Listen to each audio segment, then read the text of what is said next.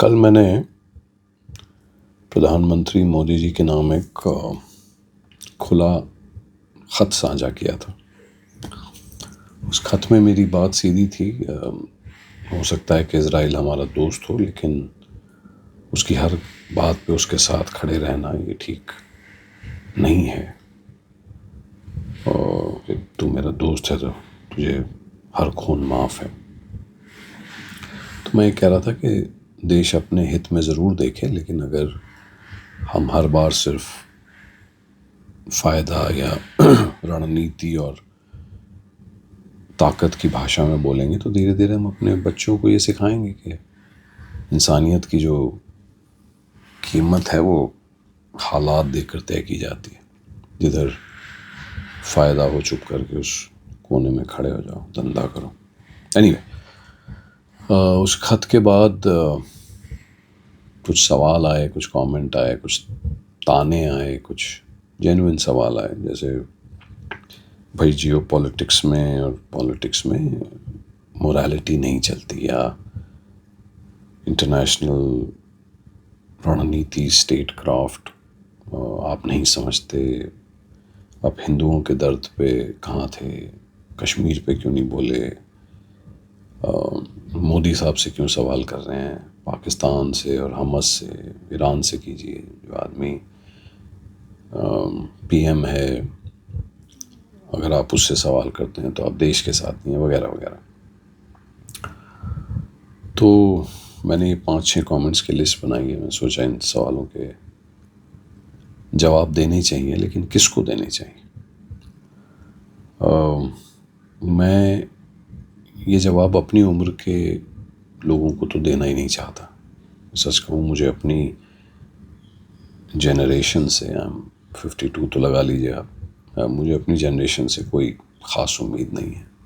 I don't care about them and I believe that we have failed in large parts to support India. हम में से बहुत लोगों ने इस देश से जितना लेना था ले लिया। We benefited from liberalisation, we benefited from subsidised education. हमने इंडिया की ग्रोथ, उसकी पॉसिबिलिटीज़, उसकी मार्केट, उसकी ओपननेस और एक टाइम पे जो इंडिया का फ्रीडम था, सबका हमने खूब फ़ायदा उठाया। हमारे पेरेंट्स की जनरेशन ने स्ट्रगल की थी, हमने ऐश की। हम में से किसी ने पैसे बनाए हैं, किसी ने पासपोर्ट बनाया, वो चुपचाप इंडिया एग्जिट कर दिया, लाखों लोग बाहर बैठे हैं। किसी ने फॉरेन शिफ्ट होके वहाँ से मॉरल कमेंट्री शुरू कर दी है कि हम खुद तो सेफ रहेंगे लेकिन हम बताएंगे। खैर, इसका नुकसान अब ये अगली पीढ़ी को होगा, इसलिए मैं ये बात भी जवान लोगों से कर रहा हूँ। उन बच्चों से जो बच्चे और जवान जो स्कूल में हैं, कॉलेज में हैं, नई नौकरी कर रहे हैं, सो 30 और देयर अबाउट्स, और उनसे मैं बहुत साफ साफ कुछ बातें करना चाहता हूँ based on the comments I got. मैंने बहुत देर बैठ के सोचा, और क्योंकि तुम्हारी तो लगने वाली है बेटा। तो पहली बात, आज की इस दुनिया में हमने एक बहुत ख़तरनाक आदत बना ली है। जो सत्ता से सवाल करता है वो सत्ता विरोधी है, जो सरकार से सवाल करे वो एंटी गवर्नमेंट, जो प्रधानमंत्री से असहमति रखे वो एंटी नेशनल, जो सेना से या धर्म से या राष्ट्र से या मेजॉरिटी से या हमारे पुराने ट्रेडिशन से, इनमें से किसी भी चीज़ पे कुछ सवाल करे तो उसको बाहर करो। ऐसा होता नहीं।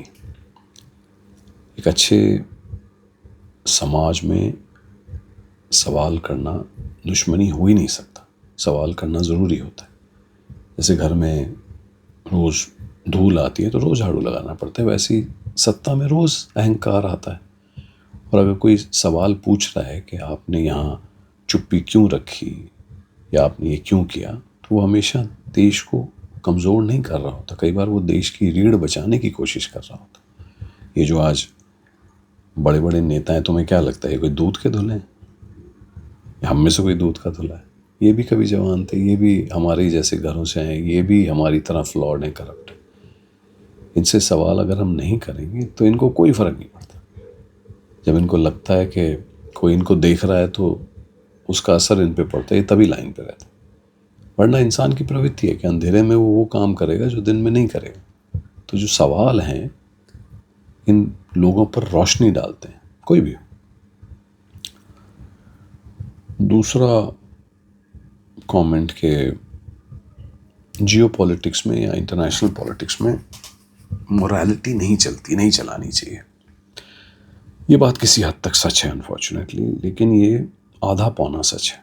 हाँ, देशों को ऑयल चाहिए, बॉर्डर देखने पड़ते हैं, ट्रेड देखना पड़ता है, सिक्योरिटी देखनी पड़ती है। वो एक कहता है प्रधानमंत्री का काम शायरी नहीं है। हाँ जी, बिल्कुल, प्रधानमंत्री का काम शायरी नहीं है। ऐसा नहीं है कि पहले पोएट नहीं हुए प्रधानमंत्री भी, पर हाँ कभी कभी ये स्टेट को चॉइसेस लेनी पड़ती हैं जो साफ़ सुथरी नहीं होती। ये सब ठीक है, मैं मान रहा हूँ, लेकिन अगर हम ये मान लें कि जियो पॉलिटिक्स में मोरालिटी बिल्कुल ही नहीं चाहिए, तो फिर हम धीरे धीरे हर ताकतवर आदमी के लिए यही कहेंगे कि यार ये जो कर रहा है ना ये प्रैक्टिकल है। अगर वो कुछ गलत करे, अन्याय करे, तो यार मजबूरी है बेचारे की। अगर वो चुप रहे तो यार नहीं, मैच्योरिटी है, चुप नहीं है वो, that is the mature thing to do. फिर मोरालिटी समाज में नहीं बचेगी। फिर स्कूल के एस्से में लिखवाएंगे बच्चों से, इंडिपेंडेंस डे की स्पीच में होगी, ज़िंदगी से गायब हो जाएगी। मेरी बात ये नहीं है कि देश सिर्फ मोरालिटी पे चलाओ, मेरी बात सिर्फ इतनी है कि भारत का नेशनल इंटरेस्ट और मॉरल ब्लाइंडनेस ये एक ही चीज़ नहीं है। इनको मिक्स करके ये मत कहो कि या तो नेशनल इंटरेस्ट है या मॉरल। नहीं, ये साथ साथ भी चलते हैं और नहीं भी चलते।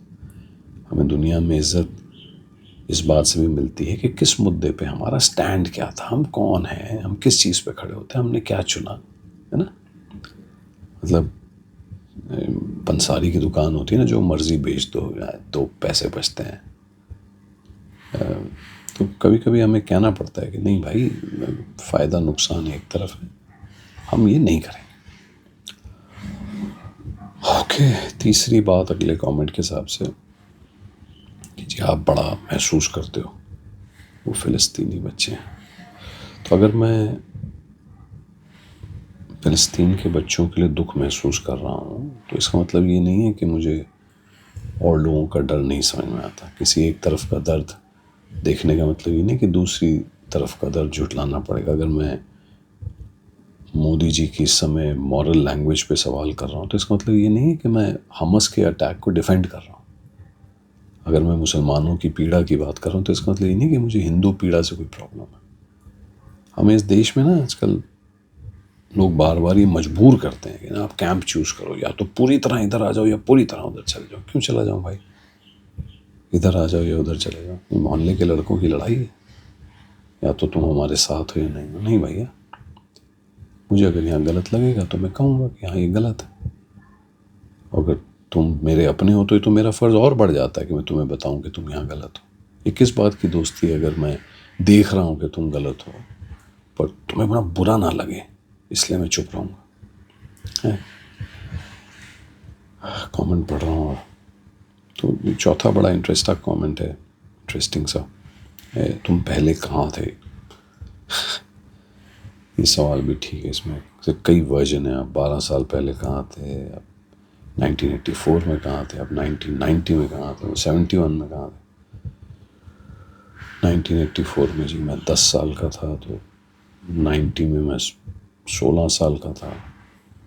हो सकता है मैंने पहले हर बार नहीं बोला, हो सकता है कि कई चीज़ें मुझे नहीं समझ में आई, हो सकता है मैं आज जो कह सकता हूँ तब मुझे पता ही नहीं था। लेकिन अगर कोई आदमी कहीं चुप था या बोलने में असमर्थ था या बोलने लायक महसूस नहीं कर रहा था, जो भी वजह रही हो, तो उसका मतलब ये है कि हम अब भी चुप रहें।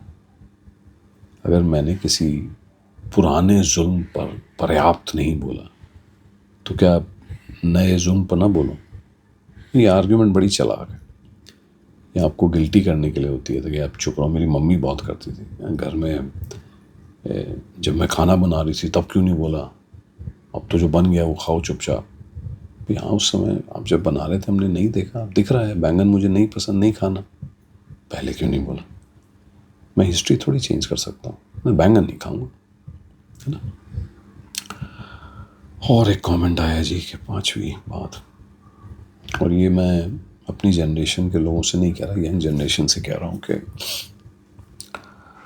तुम आज ये सीख रहे हो कि इस देश में किसका दर्द रिस्पेक्टेबल है और किसका दर्द डिबेटेबल है। हिंदू है तो ये सोचना, मुसलमान है तो ये सोचना, इस बात पर चिंता करो, इस पे मत करो। मुझे डर इस बात का है कि इस बात का नहीं है कि मोदी जी क्या सोचेंगे या आजकल की सरकार क्या सोचती है। सरकारें आती जाती रहती, मैं उनसे भी कोई बदतमीजी से बात नहीं करता, लेकिन कोई भगवान नहीं होता। मुझे डर इस बात का है कि तुम क्या सीख रहे हो, जो हमारे बच्चों की जनरेशन है वो क्या सीख रहे हैं। क्या तुम ये सीख रहे हो कि अगर कोई हमारे कैंप का है, हमारी साइड का है, तो उसके लिए तो ये स्टैंडर्ड है, और उस कैंप का है तो ये है। तुम एक अच्छी कंपनी कैसे बनाओगे? जो घर में सीखोगे वही बाहर करोगे। अगर तुम ये सीख रहे हो कि ताकत के सामने ना छोटा चुप रहना चाहिए, ज़्यादा बोलो मत, तो भाई फिर तुम हमेशा ही छोटा महसूस करोगे, हमेशा डर लगता रहेगा। आज अगर गलत देखकर चुप रहते हो तो उसकी फिर तुम्हें प्रैक्टिस हो जाएगी। ना बॉस को कुछ बोल पाओगे, ना अपने शौहर और बीवी को कुछ बोल पाओगे, ना अपनी पिताजी को बोल पाओगे। और इस तरह कोई कंपनी, कोई घर तरक्की नहीं करता। इनोवेशन ऐसे नहीं होती। एक बार चुप रहने की प्रैक्टिस हो जाती है तो हम उसमें फिर परफेक्ट भी हो जाते हैं। बहुत सारी कंपनियों में देखा है हमने। और हमें ज़िंदगी में खाली पैसे नहीं कमाने। हाल देखो ज़रा इंडिया का, ऐसा बनना है तुम्हें जैसा आजकल हो रहा है। पैसे ही पैसे हैं, लेकिन इज्जत नहीं मिलती। और आखिरी बात, मेरा स्टैंड क्या है, मैं क्यों इतना वक्त लगा रहा हूँ। मुझे इंडिया को देख के दर्द होता है जी, क्या करें। इसलिए मैं अपने प्रधानमंत्री से जितना भी वो कर रहे हैं उससे ज़्यादा चाहता हूँ। उसमें प्रॉब्लम क्या है? मुझे अपने प्रधानमंत्री पे गर्व होना चाहिए ना। डर क्यों लगना चाहिए भाई? मुझे ये लगना चाहिए कि आदमी झूठ नहीं बोलता, इस पर यकीन किया जा सकता है। अगर मैं कोई सवाल करूं तो जैसा है ये वैसे बताएंगे, गोली नहीं देंगे। और अगर कभी मुझे लगे कि मेरी सरकार, मेरा प्रधानमंत्री या मेरा समाज हमारी नैतिक मॉरल आवाज़ को छोटा कर रहा है तो मैं सवाल करूंगा। क्यों ना करूं भाई, सवाल तो करने पड़ेंगे। अच्छे दोस्त हमेशा अपने दोस्तों से सवाल करते हैं, क्या हो रहा है, क्यों कर रहा है, ये मत करिए, गलत है। वो मेरा दोस्त है, सारे जहां को है मालूम, दगा करे वो किसी से तो शर्म आए मुझे।